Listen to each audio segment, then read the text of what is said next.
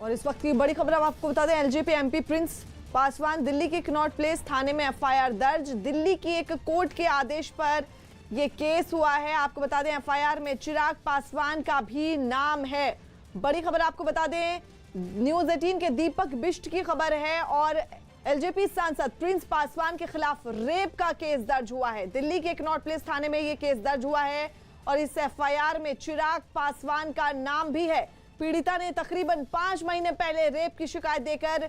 लोजपा नेताओं पर आरोप लगाया था और साथ ही यह भी कहा था कि चिराग पासवान और प्रिंस उसे धमका रहे हैं, लेकिन मामला आगे नहीं बढ़ने पर उसने कोर्ट का दरवाजा खटखटाया, जिसके बाद कोर्ट के आदेश पर कनॉट प्लेस थाने में रेप का मामला दर्ज किया गया है। दीपक हमारे सहयोगी इस वक्त फोन लाइन पर मौजूद हैं। दीपक, अपडेट क्या है इस मामले में? देखिए, अब पुलिस ने जो 3 महीने पहले जो शिकायत दी थी थाने में, उसके बाद जो कोर्ट के आदेश पर मामला दर्ज हुआ है और 9 सितंबर को ये एफआईआर दर्ज हुई है, ये जानकारी आ रही है। अब पुलिस जो है इस पूरे मामले में पीड़िता का मेडिकल करा चुकी है। साथ ही अब पूछताछ का सिलसिला होगा, क्योंकि जिस तरह के गंभीर आरोप लोजपा नेताओं पर लगे हैं, तो उसके बाद ये देखना होगा कि पुलिस किस तरह से उन्हें पूछताछ के लिए बुलाएगी, क्योंकि जल्द ही कोशिश की जाएगी, क्योंकि कोर्ट के आदेश के बाद पुलिस जो है अब हरकत में आई है और पीड़िता का जिस तरह से सूत्रों के मुताबिक ये पता चला कि पीड़िता का मेडिकल करा दिया गया है और अब इन दोनों आरोपी जिनके ऊपर आरोप लगाया गया है नेताओं के ऊपर, इनको पूछताछ के लिए पुलिस बुलाएगी। क्योंकि सबसे अहम चीज यही है कि जो गंभीर आरोप काफी समय पहले से लगाए गए थे, उसके बाद पासवान बंधुओं ने जो है इसमें अपनी सफाई भी दी थी और उन्हें बदनाम करने की साजिश का आरोप लगाया था। लेकिन उसके बाद कोर्ट का दरवाजा खटखटाने के बाद ये आदेश पारित हुआ है और उसके बाद एफआईआर दर्ज की गई है दिल्ली के कनॉट प्लेस थाने में। अब पुलिस किस तरह से एक्शन लेगी, पुलिस किस तरह से इन्हें पूछताछ के बुलाएगी, ये देखना होगा, क्योंकि अब पुलिस को पूरी तरह से दोनों नेताओं को पूछताछ के लिए बुलाना है, लेकिन आज या कल या परसों कभी भी इन्हें बुलाया जा सकता है। जी बिल्कुल, आज कल बुलाया जा सकता है। और देखिए दीपक, बड़ी बात यह भी आ रही है कि चिराग पासवान और जो प्रिंस हैं उन पर धमकाने का भी आरोप लग रहा है। देखिए, बिल्कुल फरहाद, देखिए जिस तरह की शिकायत पीड़िता के द्वारा दी गई थी, उसका ये कहना था कि उसे पानी में जो है नशे की गोलियां खिलाकर बेहोश किया गया था। उसके बाद उसका वीडियो भी बनाया गया था और उस वीडियो को सोशल मीडिया या फिर वायरल करने की धमकी दी गई थी और उस पूरे मामले में चिराग पासवान का भी नाम उसने लिया है और आरोप लगाया है चिराग पासवान पर भी। इसलिए पुलिस जो है एहतियातन कदम उठाते हुए अब आगे की कार्रवाई करेगी, क्योंकि ये भी बताया गया है कि अगर पुलिस को कॉल की जाती है या किसी को बताया जाता है तो इस वीडियो को वायरल किया जाएगा। और इस धमकी के आधार पर पीड़िता काफी बेहद डरी हुई थी, जिसके बाद उसने कोर्ट का दरवाजा खटखटाया और पुलिस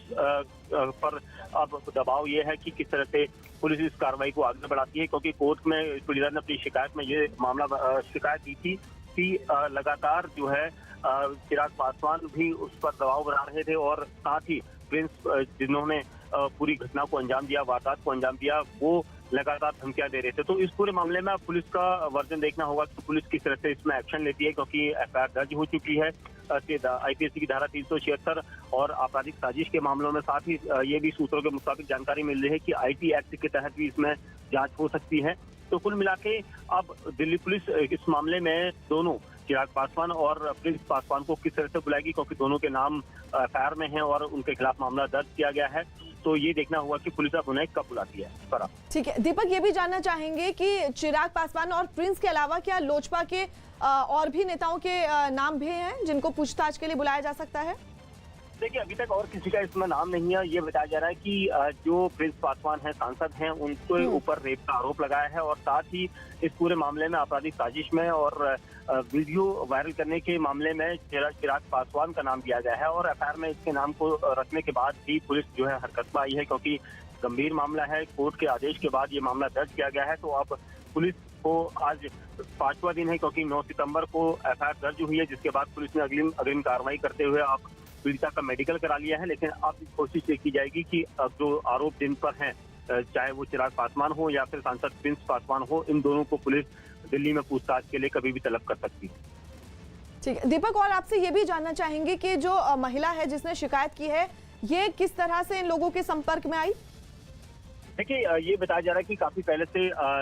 जानकार रही हैं और वहां पर प्रिंस के साथ उनका उठना बैठना भी था। लेकिन जिस तरह से महिला ने आरोप लगाया है, तो वो आरोपों की तस्दीक दिल्ली पुलिस करेगी, क्योंकि महिला ने साफ कहा था कि मुझे जब मैं एक बार उनसे मिलने गई थी, काफी समय वो पहले भी मिल चुकी है और ये बताया जा रहा है कि पार्टी से ही ताल्लुक रखती हैं और उसने उस शिकायत में ये भी कहा है कि जब उन्होंने एक पार्टी में प्रिंस ने उनसे पहली बार मुलाकात की थी तो वो संपर्क में रहे थे, उसके बाद कई बार मुलाकातें हुई उनकी, और एक बार उन्होंने पानी की बोतल पीने के लिए उठाई तो उसके बाद उन्हें कुछ होश नहीं रहा है, इस तरह की शिकायत दी गई है। उसके बाद प्रिंस ने जो है उनके साथ गलत कार्य किया है और गलत काम करने के बाद उसका वीडियो भी बनाया गया है और इसी वीडियो के आधार पर ये सारी जो है धमकी दी गई थी और उसी धमकी के बाद पीड़िता जो है काफी परेशान रही और उसने पुलिस का दरवाजा खटखटाया, लेकिन पुलिस की तरफ से कोई माकूल जवाब नहीं मिलने के बाद वो कोर्ट गई और कोर्ट की तरफ से ये एफआईआर करने के आदेश मिले हैं। अब इसमें दिल्ली पुलिस किस तरह से जांच करेगी ये देखना होगा, क्योंकि प्रिंस पासवान जो सांसद हैं लोजपा से, वो किस तरह से अपना बयान रखते हैं, किस तरह से उनका